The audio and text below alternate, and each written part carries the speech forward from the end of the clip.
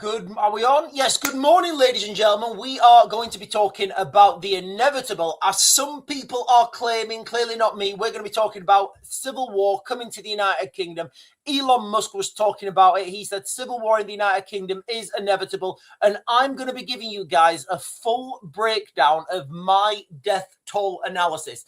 Now, this would be if a civil war happened in the United Kingdom, because there was a couple of factors I didn't consider when I was thinking of this. I just went, when somebody who when you hear somebody and they talk about a civil war and they talk about the death toll and they talk about the numbers, you're like, yeah, all right, okay, that's fine.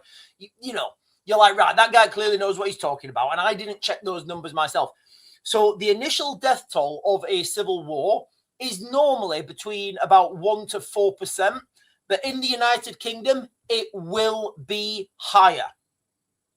It will be a higher death toll in the United Kingdom. So at bare minimum, we're looking at millions. I'm going to give everyone the breakdown of that. I will give everybody the breakdown of that death toll.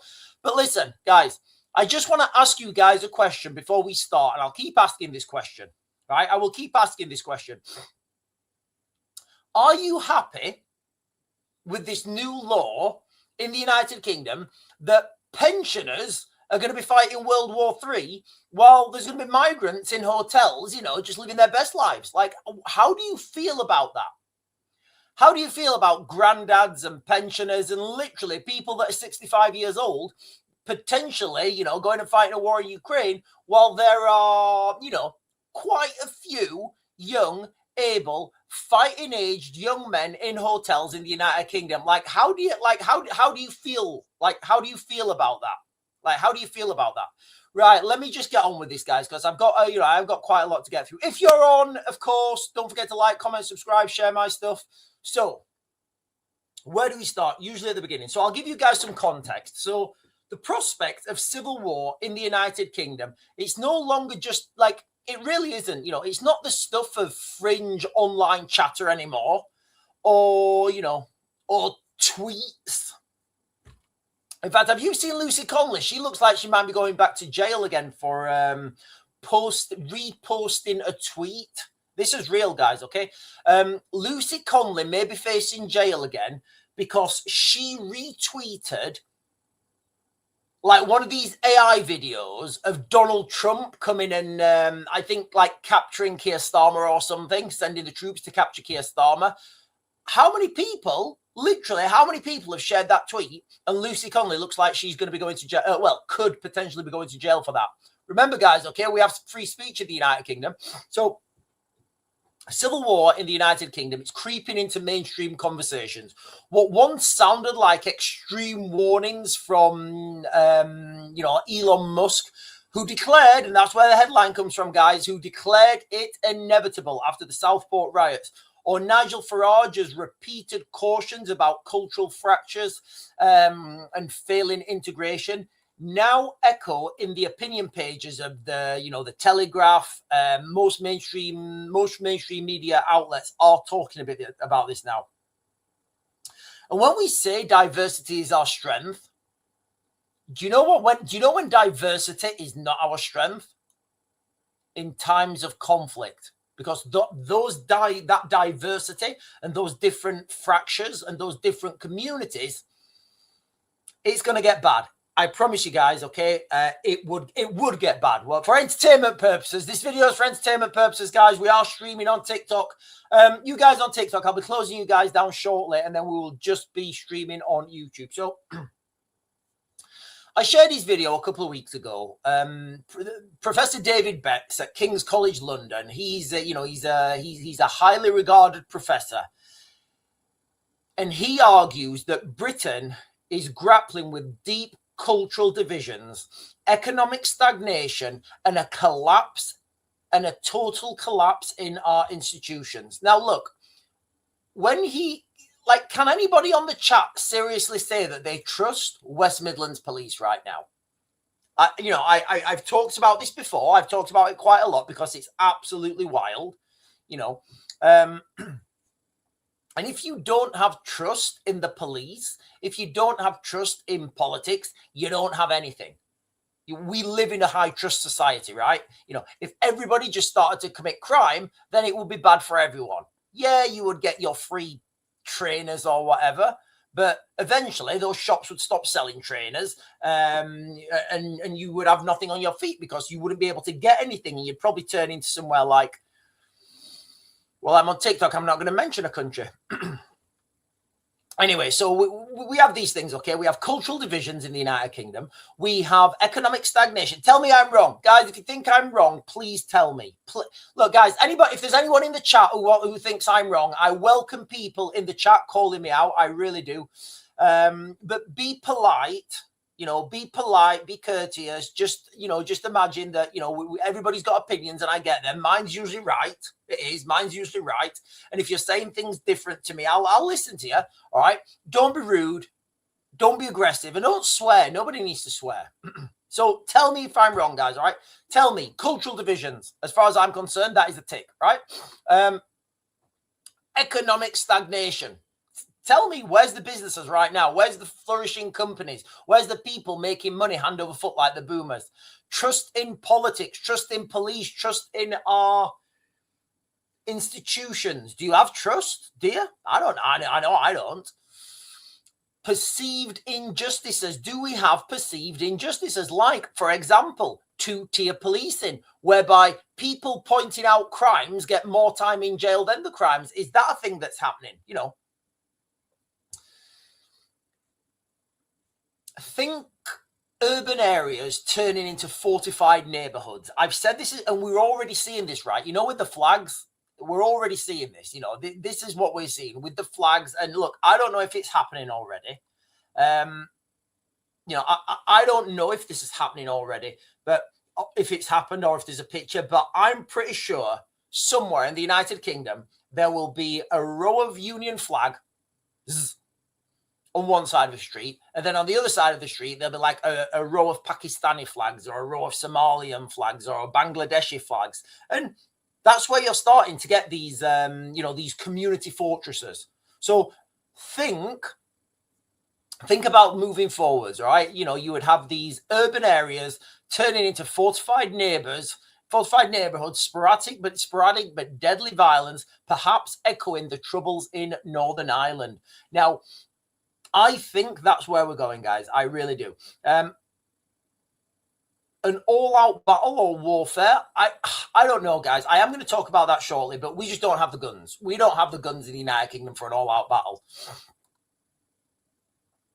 However, some forecasts put the odds of serious civil conflict in the next few years at 1 in 5 or higher if current trends continue. So let me just put that into context, all right? 1 in 5 is pretty much like you wouldn't want to go on those odds, right? If you was in a casino, well, maybe you would. I don't know. I wouldn't want to go on 1 in 5 odds in a casino if I was the one. It's a grim dystopian picture. Tens of thousands of people, potentially millions of people, caught up in bitter years of unrest. Driven by resentment, mass immigration, elite disconnect, a sense that normal politics can't fix it anymore. Does that resonate with anyone? Does anybody?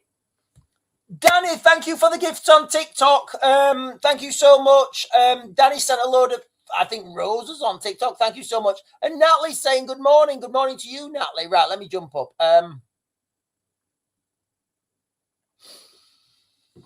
So does it seem like that to you, ladies and gentlemen? Does it seem like we have this sense, this feeling that politics can't fix things anymore? These ideas are not confined to far-right fringe groups anymore. They're being debated openly in public. Even if skeptics are pointing out that, civil war remains unlikely, the reality is, as we move forward through time, we're on a slippery slope. The unease is real. The unease is real. Tensions are rising. That's the reality. Trust is eroding by the day. Literally, Here in the United Kingdom, we are postponing elections. You know, we're not cancelling them, of course, because that's what only totalitarian states do, right? We are postponing elections. We are cancelling trial by jury for, I think there's like, for pretty much all crimes. But remember, we're not a totalitarian state. So all these checks and balances are slowly being eroded. And that's where we are right now, guys. That is my reality. That is what I believe. That's the direction we're heading right now. And I'll come on to the death toll in a second. However, if you're worried, I just want to give you guys some steps, some quick steps, all right? A couple of steps, all right? To prepare for an emergency. I've talked about these before, all right? Just stock essentials, food, water, all right? Learn basic skills, medical training. Like, honestly, guys, how many people know how to put a tourniquet on?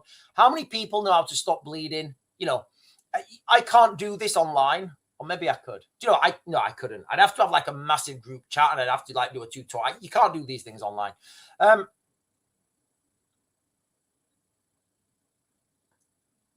How to purify water. Do you know how to purify water? That is a massive thing. Like, do you know how to purify water? Secure your home. Money spent on securing your home, guys, is seldom wasted. It really is. Stay informed and stay ahead of the curve, and always try and give yourself that financial.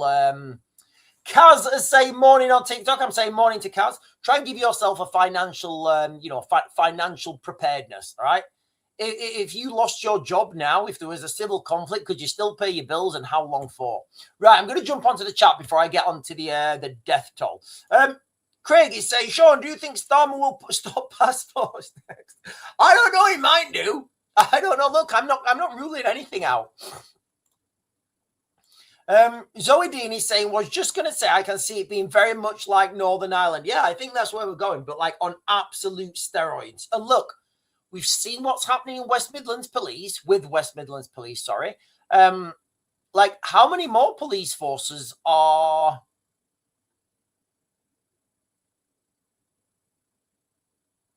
compromised? Compromised, I think that's the right word to use. How many more police forces are compromised? Googlinos is saying, UK considering options as Russia expels Russian diplomat over spy claims. So when we see this, right, like everybody who works at an embassy is at some level a spy. Oh, Kaz, thank you for the hand hearts, Kaz. Thank you so much. There's lots of people gifting on TikTok this morning. Thank you. And Millman is saying all of them probably. I think that's in response to the police forces that are compromised. So anybody who works in an embassy, right, they're a spy. Doesn't matter what your role is. They're all spies because they all get debriefed when they come back. So, you know, they're all spies. Pentagon preparing to send additional US forces and assets to the Middle East. Yeah, I don't think we've seen the end of this, the Middle East thing. And Googlinos is always saying, Trump sending proceeds from Venezuelan oil sales to Qatari bank. Really? I mean, that'd be wild. I've not seen that. I'll have to look into that afterwards. Googlinos. Oh, right. Listen, guys. All right. It's very difficult to do first aid training online. I've tried it. When I used to work for an NGO, we had, I didn't want to go out there, basically. I was working in, where was we? We was in, northern Iraq. What's it called? What's northern? Erbil. We was working in Erbil, and the office, the other where we had the other office was in Mem Beach, which is right in northeast Syria. And I did not want to go out there. So I was like, I came up with a cunning plan. I was like, right, tell you what I'm going to do is I'm going to do long range medical training. We're going to do it all online. I'm going to get the class out. And I was like, yeah, I don't really need to be there. I mean, I'm only there talking, but you just can't do it online. Templar Matt is saying, Sean, I asked you before about paying bills in a war, and you said everything would freeze. Okay, all right. Well, I don't know if I did say that. What I said is, in Ukraine, when it initially, oh, I've got a pirate. I've got to shake my head. Who sent me a pirate hat? Sorry, guys. Somebody's sending me a pirate hat on TikTok. Right. Somebody sent me, who sent me, Kaz sent me a pirate treasure. You guys don't know what's happening. So in Ukraine, in the early days of the conflict, when the Russians first moved over, all that sort of stuff froze. It did. I don't know how they're doing it now. You know, I will ask and I'll get back to you with a question. But what I would speculate, you know, I can only speculate what will happen. I'm not in charge of the government, but you would likely see something like what happened during COVID, right? And again, what this would do is this would usher in a new financial system, which I think it's where we're going anyway. Right, ladies and gentlemen, I am going to jump on. I'm going to jump down to... Oh, and Google Enos is saying Russia warns Europe could face nuclear war within 1 or 2 years. I think I mentioned that yesterday. Right. Right. I'm going to talk about the death toll now. Okay. So the reason I'm doing this is because I kind of went down a rabbit hole yesterday. I was thinking like, right, how would I estimate the death toll in the United Kingdom in the case of a civil war? So I had to have a look around, and there's lots of different metrics. So what I'm going to do now is I'm going to take two things into consideration. Okay. First of all, a truly catastrophic civil war can see 10% plus of a civilization gone. Now, that's not just through the fighting. That's through famine, disease, epidemics, breakdown of society. Old people that can't get medicine because the hospitals have been ransacked. Penicillin. Things that you would normally take for granted, you won't be able to get them. Right. So that's one of the things I had to take into consideration. And another thing I had to take into consideration is that you get a higher percentage of fatalities. You get a higher percentage of fatalities when in a smaller region, basically, in a more densely populated country, because people can't run off. There's nowhere for people to go, right? Like in the United Kingdom, we literally live on an island. Trust me, there's nowhere to go.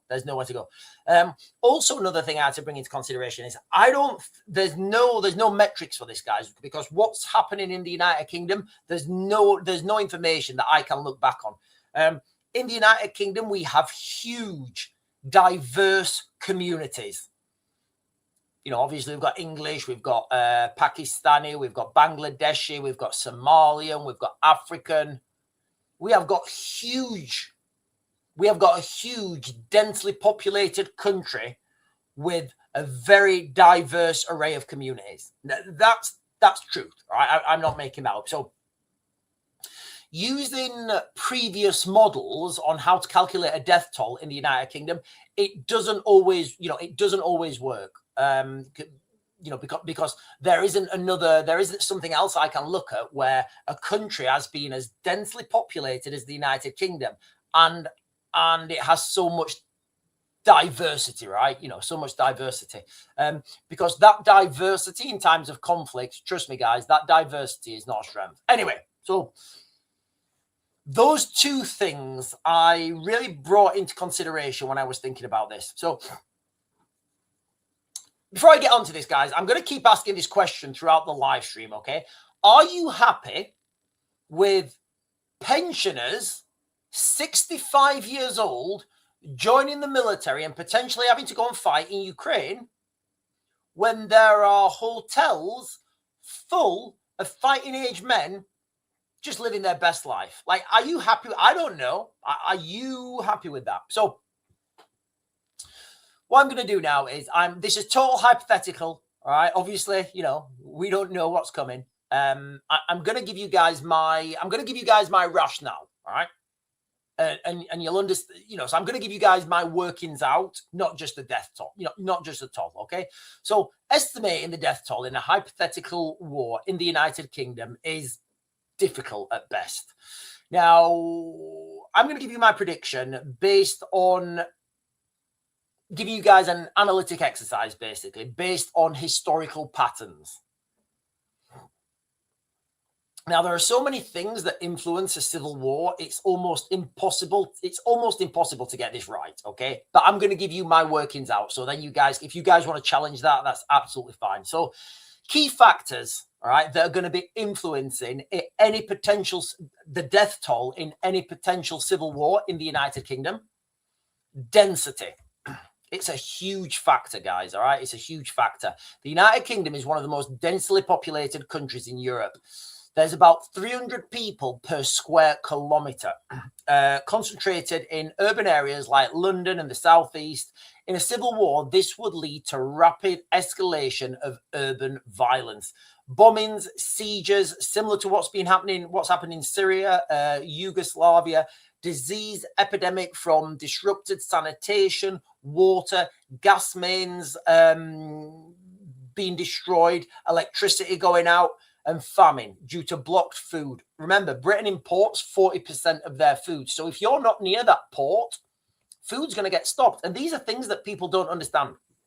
These are things that people don't think about when you're considering the impacts of a civil war. We all think that look, guys, we all think that the main casualty rate from a civil war is from the violence. It's not. The biggest casualty rate is from non-battlefield. Would it be battlefield? Yeah, it would. Would be from non-battlefield related injuries, right? Because you get the fighting, and then you get people thinking, right, well, do you know what? We're going to control the food. This little group, we live in, what's that place? I don't know, Grimsby or whatever. We're going to control the food that's coming into Grimsby or whatever. Remember, I told you guys, we need to start the First Republic of Cleethorpes. That's where it's going to be, guys. Cleethorpes is going to be the stronghold. I'm telling you now. I'm telling you now. But Britain imports 40% of its food and would quickly, and famine would spread quickly in crowded cities, pushing indirect deaths even higher. So that's the first thing you need to consider, the population density of the United Kingdom. The second thing you need to consider is the diverse communities. We all have we love diversity in the United Kingdom, guys, and it's our strength, right? So the United Kingdom is we are a beautiful multicultural society. We have significant ethnic, religious, and political divides, with some estimates are saying that 20% of the population in the United Kingdom are born abroad. So if 20% of the population of Britain are born abroad, you can find this on Wikipedia. If 20% of the United Kingdom are born abroad, when they have children, what alliances will those children have? What about their children having their children? So, even that 20%, I would say, it's a lot. The loyalties to Britain and the institutions are a lot. It's a lot higher than 18%. But we would see fractures along sectarian lines, leading to targeted violence, potential massacres, or guerrilla tactics.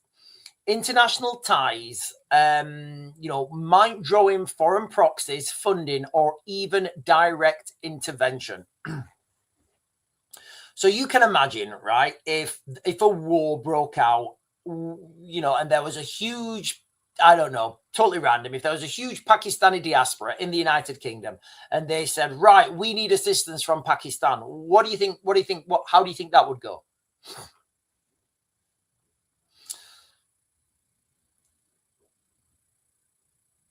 So I want to give some scenarios now. Let me give a couple of scenarios. So the first scenario would be a prolonged sectarian war. Now, deep divisions would exploit diversity. You've got ethnic, you would have, and I think we're already seeing these, right? Ethnic and religious militias. You would absolutely see these. In that context, I would say you would be looking at around 3% to 5% of the population. So this is a lot higher than my initial estimates, okay? So 3 to 5% of the population in a prolonged sectarian war, and I think that's the most likely. So bottom end of 3 to 5% of the population of Britain is about 2 million people.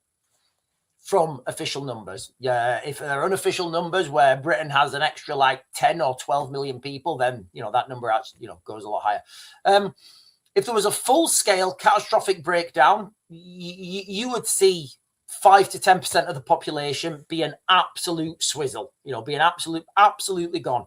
High end, 10% of the population, you're looking at 7 million people plus. Now, that would be a full catastrophic breakdown, full society collapse, famine, import disruptions, widespread disease, overcrowded refugee camps, mass executions, heavy foreign meddling, prolonged chaos. I don't see that one. I see the prolonged sectarian war. So bottom end, and this is bottom end of the most likely scenario, as far as I'm concerned, in a civil war in the United Kingdom, bottom end, you are looking at 2.1 million people. They're my numbers, guys. They are my numbers. Even a low end of 2%, right? In absolute, even a low end, 2%. So this is lower than my low end estimate, right? So this is 2%. Even 2% to a world war would equate to World War II level casualties. So that's where we are right now. That is literally where we are. I don't think, and I'm not seeing a runoff. I'm not seeing a direction where we can run off this now. We are still importing young men of fighting age. We are destroying the economy. We're destroying jobs. We are eroding trust in our institutions. We are eroding trust in politics. We have got more cultural divisions. We have got absolute economic stagnation. Perceived two-tier justice. Does anybody think it's fair that Lucy Conlon might be going back to jail because she shared an AI video of Donald Trump arresting Keir Starmer? Does anybody think does anybody think that's normal? So that's where we're heading, ladies and gentlemen. My new estimates and my new death toll analysis of a potential civil war in the United Kingdom is 3 to 5% of the population. Bottom end is 2.1 million. Top end is 3.5 million. Right, I've got quite a lot of stuff to get through now in the chat, guys. Let me jump down. Sausages is saying your enemy is in the financial institutions, the bankers. I think they are as well. I look. I don't think bankers are inherently evil, right? Trying to cause civil war. What I think bankers are doing is they're trying to make as much money as possible, right? And because of that, you get a breakdown in society. I mean, why do we have to pay interest? Well, honestly, guys, why do we have to pay interest? I don't know the answer. I genuinely don't know the answer. Why do we have to pay interest on loans? Yeah, I get it. You're getting an interest off the loan and they're lending you money. And it's because, why doesn't the government give out loans? Why doesn't the government say, right, sausages, yes, actually. Right, sausages, yes.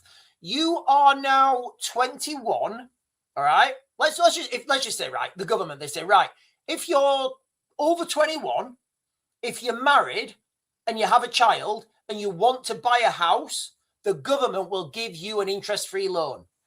How about that? What do you think? Do you think that's a good idea? What's that going to do? It's going to bring together families, right? It's going to bring together families. It's going to help young families onto the property ladder, and it's going to keep them, and it's going to keep them keep a roof over their head, and they're going to pay that loan back, right? And they're not going to get into debt unnecessarily. So does anyone think, why don't the government do that? I don't know. I don't know, guys. Phoenix is saying, yes, I did totally.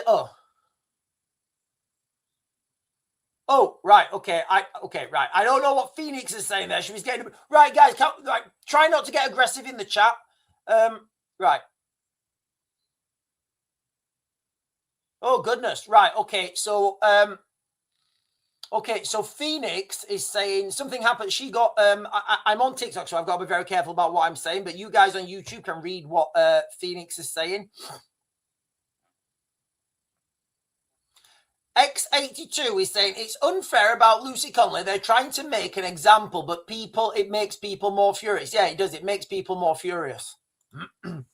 Right, guys. Okay, I'm going to ask you guys a question again because I want to keep asking this throughout the live stream. Do you think it's fair? Like right now in the United Kingdom, the news of the day is that the age that people are going to be called back to the military has gone from 55 to 65, all right? Do you think it's fair that granddads, literal pensioners, may be called to go and fight in Ukraine? Well, we have thousands of, maybe even millions, well, thousands, a lot of people, let's just say that. Well, we have a lot of young men in hotels who are just, you know, living their best life. I don't know. How do you feel? How do you feel? Right, I'm going to jump down and get the last few comments. Craig Mawson is saying, Sean, I would love it if Trump would come and give Starmer the Venezuelan dictator treatment. Right. You know what? This is exactly right. This is Subversion 101, okay? Remember when I floated this like 2 years ago? Like right at the beginning when we started social media. Can you guys remember when I said, ladies and gentlemen, I'm seeing a path that we are on now where there is a full-scale United States takeover of the United Kingdom. And a lot of people were saying, oh, no, we'd never have that. Well, we would hate that. But now, and I was like, right, guys, when this comes, people will be begging for it. Never, never. And it turns out a lot. Listen, guys, and I'll be quite clear. I welcomed it from day one. X82 is saying the age increase is disgusting. Slightly where they're coming from for the experience, but it's a big no from me. We shouldn't be involved in the war. Full stop. Well, look, let's just be fair. You know, we don't have a full scale deployment to Ukraine yet, and I think we all know it's coming on the cards, right?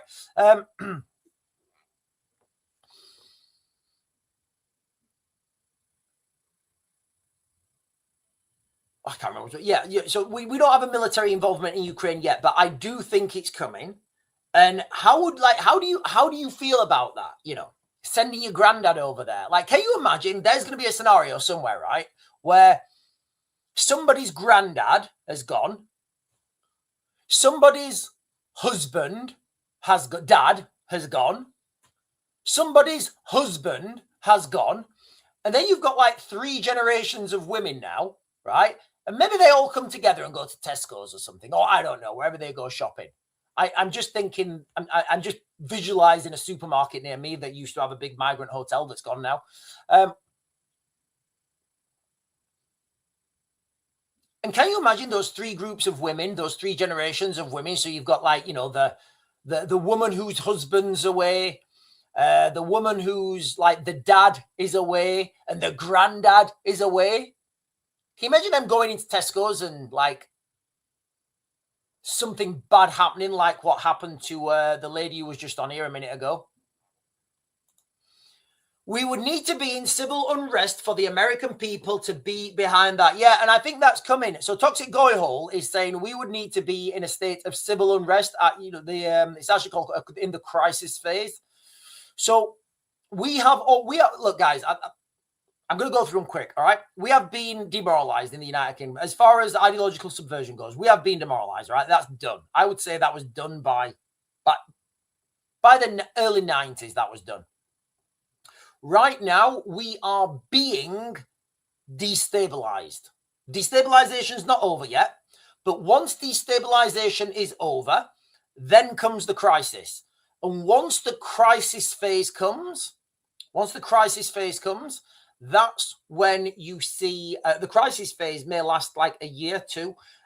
When you see the crisis phase, the next phase after that is the normalization phase. That's when Donald Trump will roll in, like what's happening in what may or may not happen in. Go on. Iran, Persia.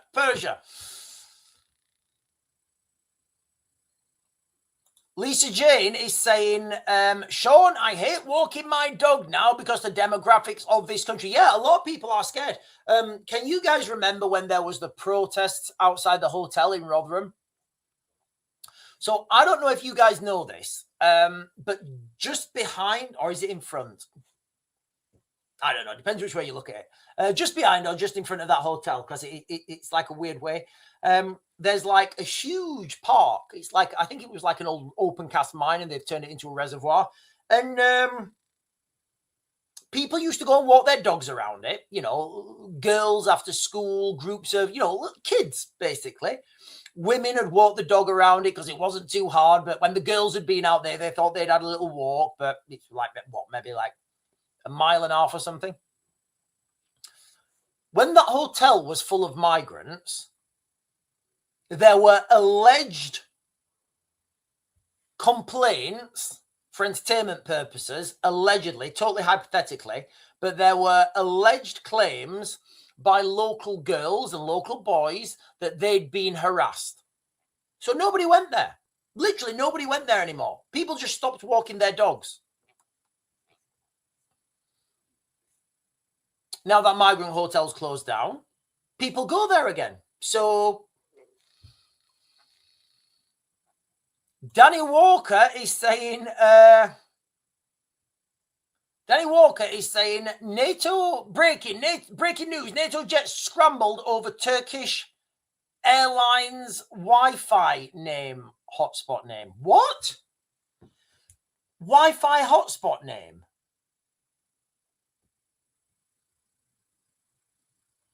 I don't know what that means. I don't know what that means. Has somebody been using the Turkish Airlines hotspot? I don't know what that means, Danny Walker. You're going to have to give me more context, mate. I don't know what that means with the... I have no idea what that means. Right.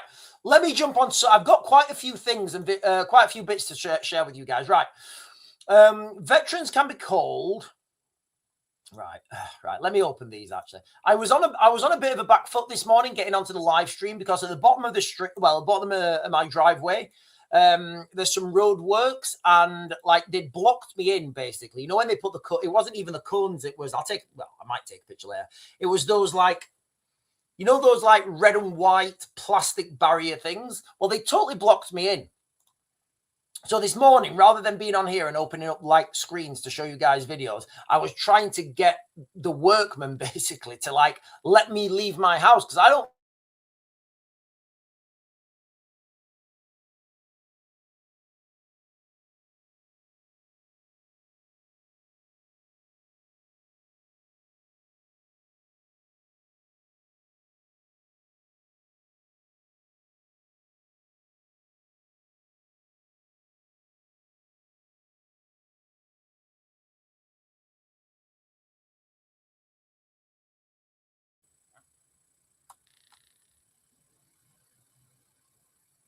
That's a good one.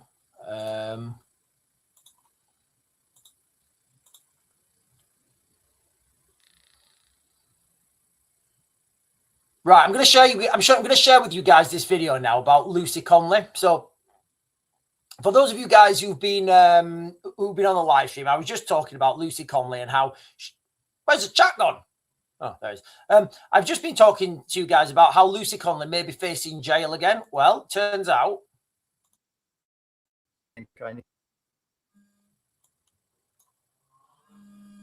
And I'd almost, my lords, forgotten to include the probation service, but was handily reminded that they are burdened as well by a newspaper article today revealing that Lucy Conley, I don't think I need to say who she is, has been told by her probation officer that she was risking being sent back to jail. This is Britain, ladies and gentlemen. This is Britain right now. This is Britain. After spending around a year there for a tweet, after some random unknown member of the public complained that they were offended and that she was inciting violence because she had retweeted a meme suggesting that Donald Trump should send troops to kidnap Keir Starmer. So if anybody else has sent that, I don't know how it works, guys. I promise you, I don't know how it works now. So Lucy Conley, and I don't share tweets and stuff, or I might do if it's really funny. So Lucy Conley now, I've probably seen the tweet. It's like an AI video, I think. So if you've shared that video, you could risk going to jail. So how does this work? How can Lucy Conley risk going to jail, but not everybody else who shared it? Where is the justice? Where's the it doesn't make sense. Can somebody make it make sense? You either say, right, that AI generated tweet was so bad, and we're in a state in the United Kingdom where if you share that, you go to jail, and then you need to arrest everybody, right? You need to literally arrest everyone and put everyone to jail. You can't just pick random people. Oh, you shared. What about them? This was shared 10,000 times. Yeah, but we're only going to send you to jail. How does it, guys? I genuinely don't know. Can somebody in the chat just tell me how this works? Because I genuinely don't know what the rules are. What are the rules? Now, as far as I know, my lords, there are quite possibly some Labour peers and MPs who share her sentiment. But even if they express that sentiment in public, I would argue that they should definitely not go to jail for doing that.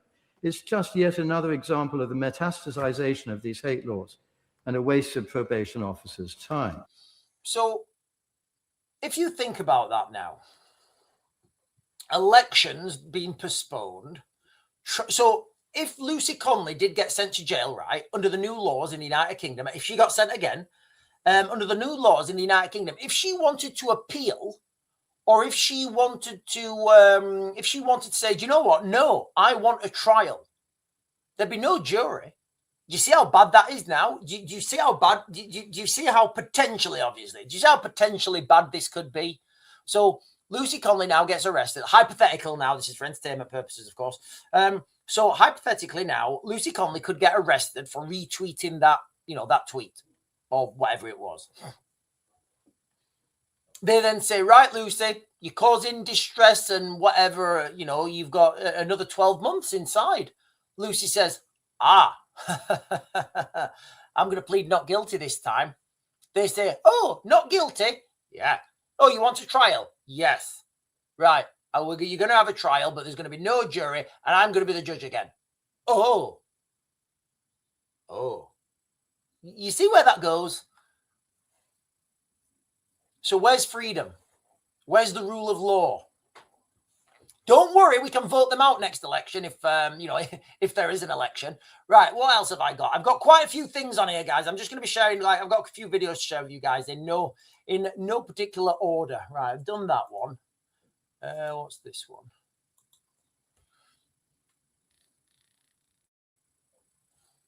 Right, okay, so hang on, is there any ads? Give me a second.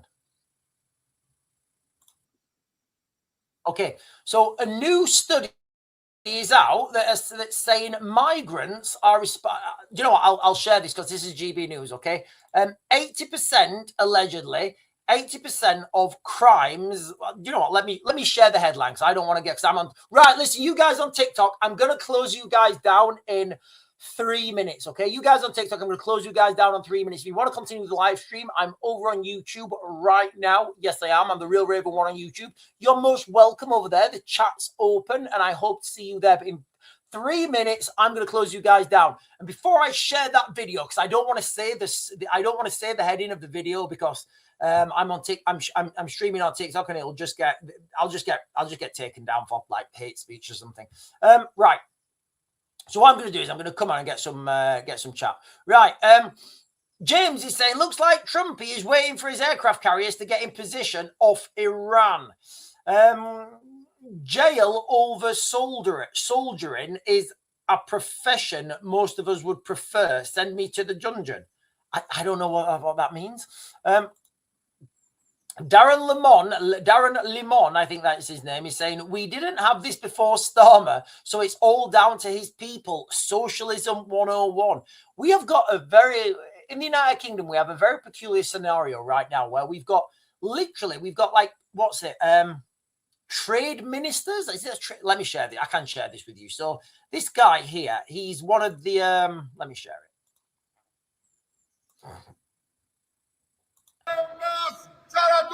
So I'll show you in a second. So there's this guy here. He's the leader of one of the trade unions in the United Kingdom, and he is a full-on socialist. He's the rail boss, sorry, Eddie Dempsey. Rail boss Eddie Dempsey went to occupied Ukraine and he was cheering on the Russians.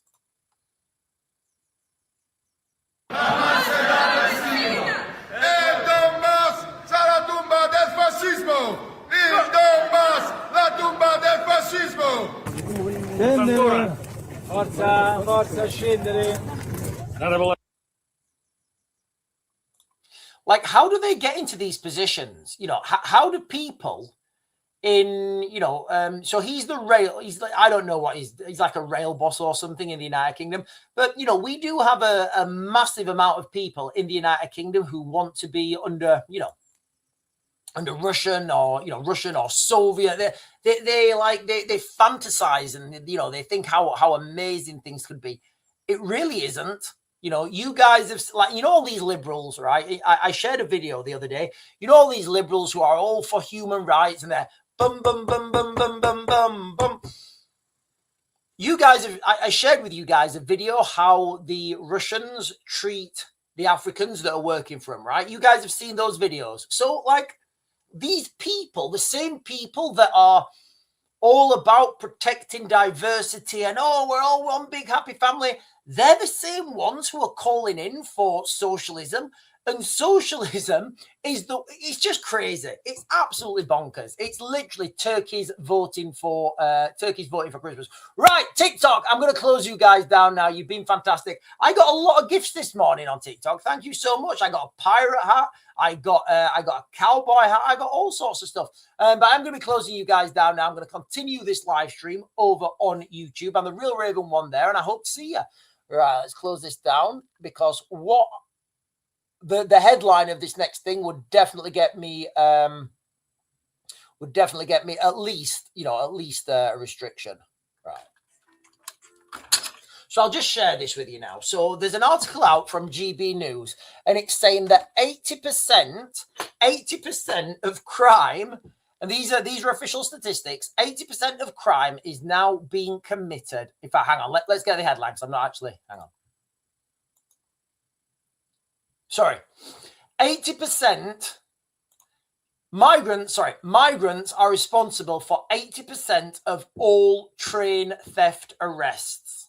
New data shows. That's what the headline is. I'm not saying that. That's what that says. Right. Let's see what this is all about.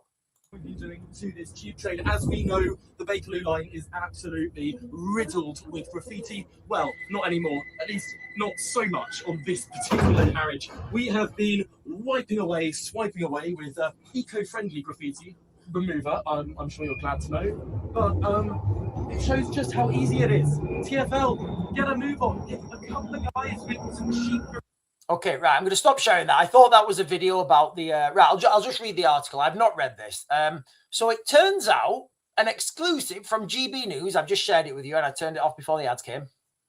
Migrants are responsible for 80% of all train theft arrests. New data shows. Despite making up just 10% of the population, foreign nationals can account for 80% of all train theft arrests.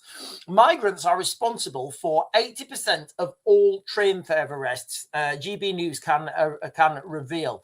Staggering new analysis from the Centre for Migration Control, seen by the People's Channel, GB News, shows foreign nationals made up 79.3% of arrests for theft of passengers' property on Britain's transport networks. According to a Freedom of Information request submitted by the think tank, 9,771 arrests were carried out across Britain's transport network in the year 2024 to 2025. Of those arrested, 3,688 were foreign nationals, representing... well, that doesn't make sense. Right, okay. The other ones, okay. The other ones were, the other 40% or whatever, they were born here. So that's another thing that's come out into the United Kingdom. What else are we looking at? Right, I've got a few other things I need to. What's this one?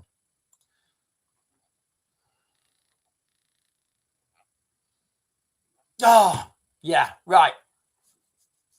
Do you know what? I think I'm going to save this for later because Alex Jones dropped a video yesterday about Candice Owens, and you guys know she is. I think she's great. But Candice Owens is going she is going full conspiracy. She is going absolutely crackers. She's talking, she's saying Charlie Kirk was a time traveler. She's saying that she's an alien. She's going absolutely bonkers. And Alex Jones has put together this montage, but I think I'm going to come on later and do a live stream about that because there's been more stuff, more weird stuff found in America this time. So yesterday, we came on midday, I think 12 o'clock, and I did another live stream, and I talked about pyramids in Ukraine, and potential alien craft in Greenland, and I put it to you: is the war, is Trump's grab for Greenland and the war in Ukraine, is it about more than land and empire building? Could it be something more sinister? And then today, American history could be rewritten after ancient civilizations older than the pyramid emerge from a lake. I think I'll save that for later. Right, let me jump on and get some comments from you guys on the chat. Right, what's been happening over here? What's been happening? Sean, can you explain what these words mean? Capitalism and social. Okay, so so capitalism is supposed to be when capitalism is supposed to be when you can make you can own a business, you can buy and sell stuff and make a profit. And because you're making your own money, you don't have dependence on the government, right? You make your own money. I buy a cow, I buy 2 cows, I make them have babies, and then I sell the cows and I'm making money. And because of my time, effort, and labor, people are paying me. And by that way, I'm being productive. Capitalism. Socialism would be everybody works for free and the government provides everything. That would be socialism. Communism is the same. Literally communism and socialism is the same. So that I guess that's how we explain it. It's 2 different types of governance. So the Russians, they're a clear socialist country. The government, North Korea, actually. North Korea is full on social. Do you know what the best comparison? If you guys want to know how socialism works and how capitalism works, look at the Koreas, right? Look at North Korea and South Korea. South Korea, they adopted capitalism. North Korea, adapted socialism. There's only one way to motivate people to work and innovate, and that's by paying them. Literally, you need to pay people or give people the ability to earn money, right? Because if you don't give people the ability to earn money, why would they bother? Literally, why would they bother? Like, if you're in the military, is a bit of a socialist. It's a bit of a socialist dynamic. So, in the military, right, the private soldier that's on his belt buckle with a bayonet and hand grenades and he's taking the bullets, he gets paid the same as the guy who's, sat at the back counting blankets. That's socialism and capitalism, I guess. James is saying, keep preparing, people. Failure to prepare is preparing to fail. When it all goes south, the minions will panic.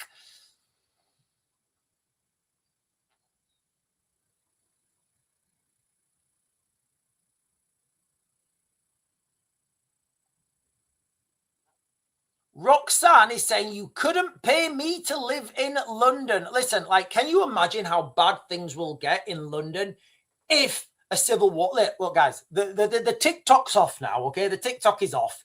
So can you imagine how bad things would be in London in the event of a civil conflict breaking out? You can't imagine, can you? You can't imagine how bad things would be. Who's going to feed them? Honestly, like these cities, these big urban areas, they don't produce anything, right? They don't produce food. They don't produce energy. It's concrete. It's concrete. They're concrete consumers. That should be a t-shirt. Concrete consumers. I'm a concrete. What do you do? I'm a concrete consumer. Oh, you live in a city. So these big cities,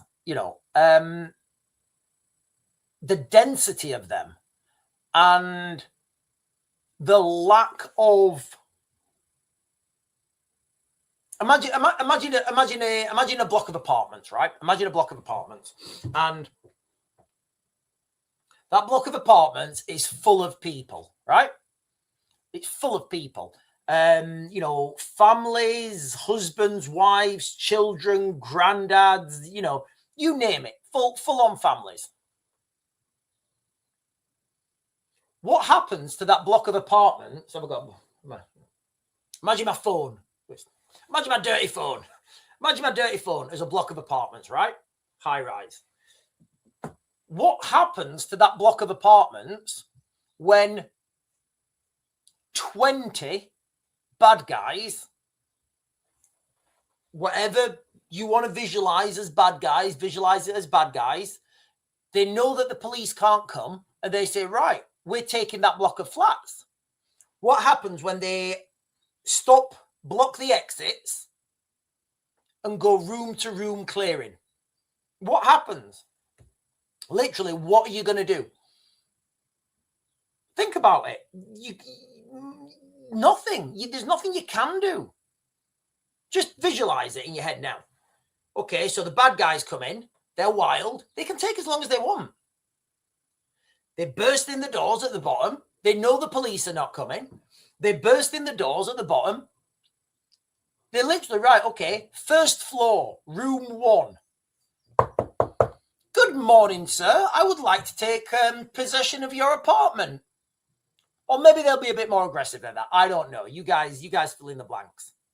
Once the first floor's cleared, guess what? They move to the second floor. Then guess what? Third floor. Guess what?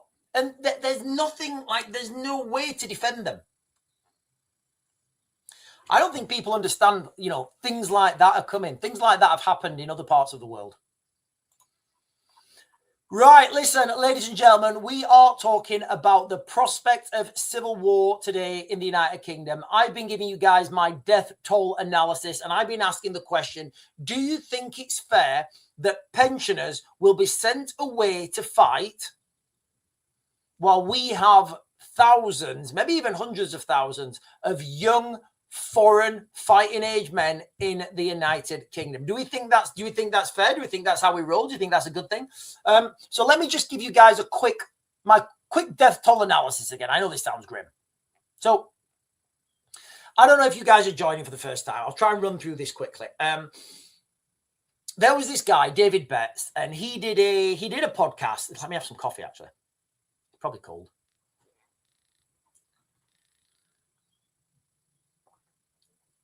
So there was this guy, David Betts, and he did a podcast, and he was talking about potential death toll in the United Kingdom in the event of a civil war. And the way we are heading right now, I don't see a runoff. I don't see a runoff. It may happen if the next election doesn't happen or something, whatever. Now, he was saying that normally a civil war, you lose between 1% and 4% of the population, which is true normally. But there have been other civil wars, which has been like 10% of the population plus, and again, it's very difficult to estimate. It's almost impossible to estimate these things. So what you have to do is you have to look at the most likely scenarios, right? Now, one of the things that he wasn't really looking at the United Kingdom. He was just giving generalizations, which is fair. There's nothing wrong with that.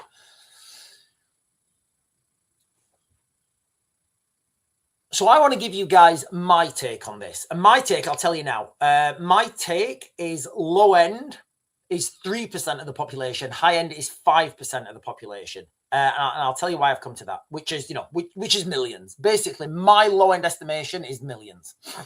And I'll tell you why I'm coming onto that. Okay. So first of all, we're in totally uncharted territory. Like planning a death toll in the United Kingdom, it's totally uncharted territory because there's never been a civil war in a country as densely populated as the United Kingdom or as culturally diverse. I think that's fair to say. So assuming many historical civil wars last 3 to 5 years, right? Assuming that time period, I think the most likely event, the most likely outcome, because we don't have access to firearms in the UK. We don't. So a full scale total collapse, I think that is more on the unlikely side. But look, guys, 3 to 5% is still, 2.1 million to 3.5.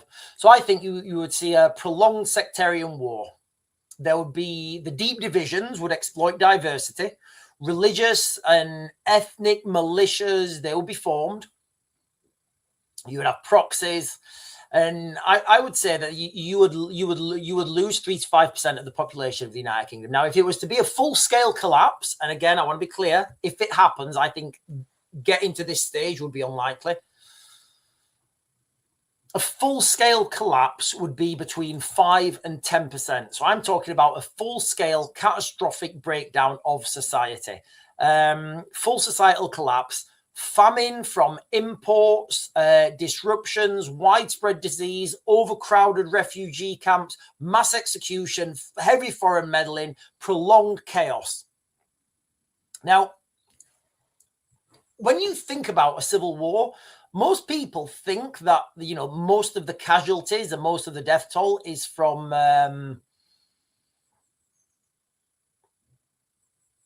fighting, shooting, explosions. The reality is it's not, 70, maybe even 80% of the, like statistically, 70 to 80% in a civil war are non-battlefield related casualty. That's what you would call it. So I'm talking about old people can't get their medication. Somebody has a slip, trip, or fall, can't get to the hospital. Look, guys, what do you think hospitals are going to be like? If a civil war broke out, do you think these militias would want to go and control the hospitals? Do you think these militias would want to go and say, "Hey, we're only going to treat a certain demographic of people in this hospital"? I mean, you could argue that that's already happening now, right? What's her name? What's the politician? Somebody help me out in the chat. There was a politician, and she said she got seen first in the NHS because she was a pro-Palestine supporter. What's her name? Jess Phillips. So you could argue that this is already happening, right? You've got famine. We import 40% of our food in the United Kingdom. So again, these militias, going down to Dover or the ports, saying, right, okay, we're in control of this port now. We're in control of food supply into the United Kingdom. Felixstowe, that's the one I was thinking of. So, non-battlefield related casualties are the biggest killer in civil wars because people are not ready for it. People just don't understand. You'll still get Mavis at number 43 going out for a paper. Jonathan, I've been going out for my paper for 62 years on a Saturday. I'm not going to stop. Kaboom! Well done, Mavis. You got your paper. Right, listen, ladies and gentlemen, that is what I've been talking about on this live stream. I think I'm going to come back. I don't know if I should come back this afternoon and do another live stream about these about the crazy stuff that's been found in America. I might save it till later. Sean, I have a question. Yeah, of course I do. Do you know what, actually, Craig Mawson? Yes, I do. I used to sell them on my TikTok like showcase thing.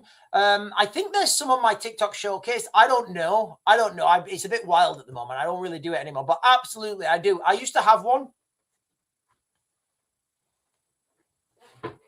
You know what? It might be in here. Give me a second.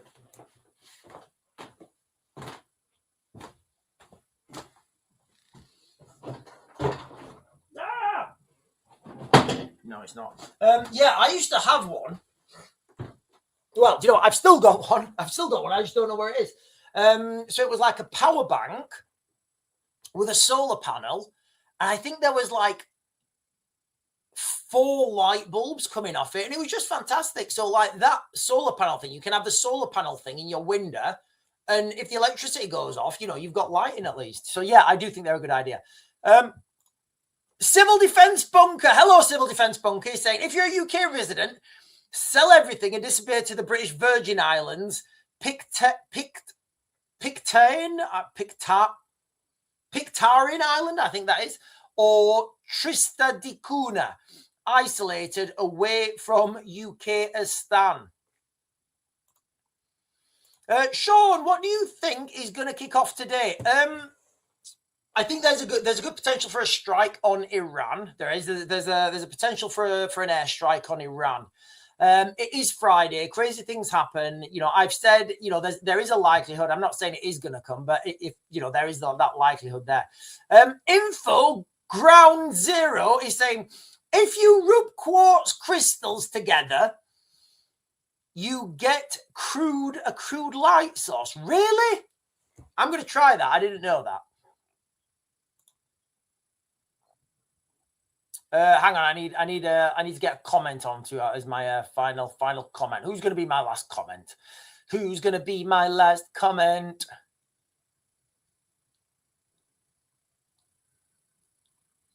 I think this one. So Lisa Jane is saying it's going to be blooming awful, Sean. I'm dreading all this madness. I hope it doesn't come to this. So do I. I don't see a runoff. You know, I really don't see a runoff. Look, tell me I'm wrong. Tell me the Labour government are not postponing elections. I think there's, I don't know how many there is.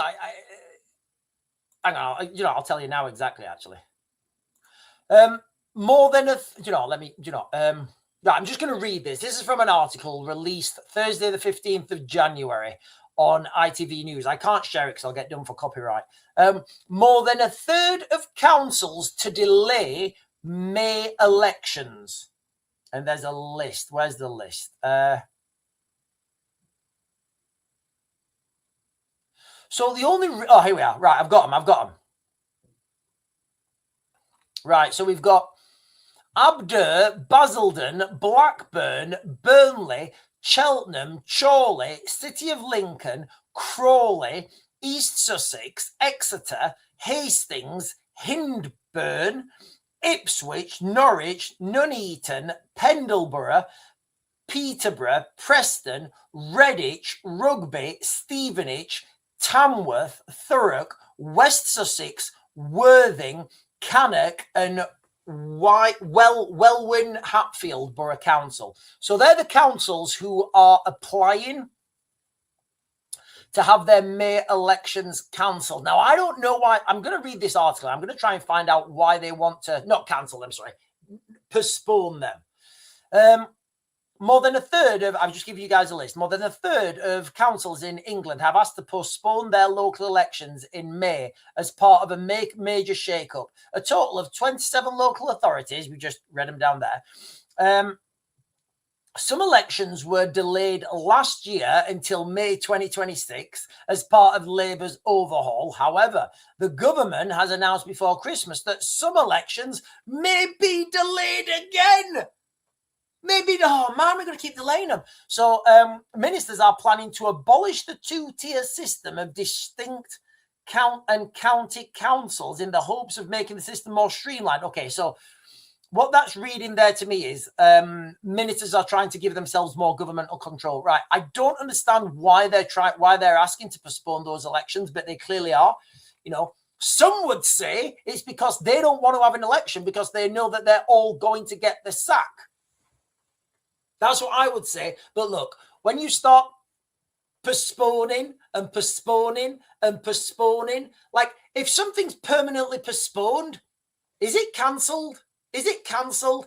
You know, like I did it a while ago. I said this a while ago. I said, you know, this temporary accommodation that migrants are going into, like, how long is that mean? Because they're not saying, oh, it's just temporary accommodation. Yeah, they've been in there 52 years. Yeah, but that's temporary. They're going to be out soon. Oh, okay. We're, you know, cancelling trial by jury in the United Kingdom. That's a real thing now. So, like I gave the example of Lucy Conley earlier, like if Lucy Conley does get sent to jail or whatever, and she appeals that, she says, no, I'm not guilty, actually. Actually, I don't think I should go to jail because like 10,000 people shared this meme and I was one of them and you're not sending them to jail. So why are you sending me to jail? And then she goes to jail. Sorry, and then she goes to court. It's just one judge, probably the same judge who sentenced her in the first place. But anyway, ladies and gentlemen, I am going to close this down now. You guys have been fantastic. I may be back at 12 to do a bit of a pyramids one. I think I will. I might be back at 12 to do a pyramids one. But anyway, ladies and gentlemen, I am going to close this down now. You guys have been fantastic as always. If I'm not back at 12, I will certainly be back at 8 tonight. And I bid you all good evening.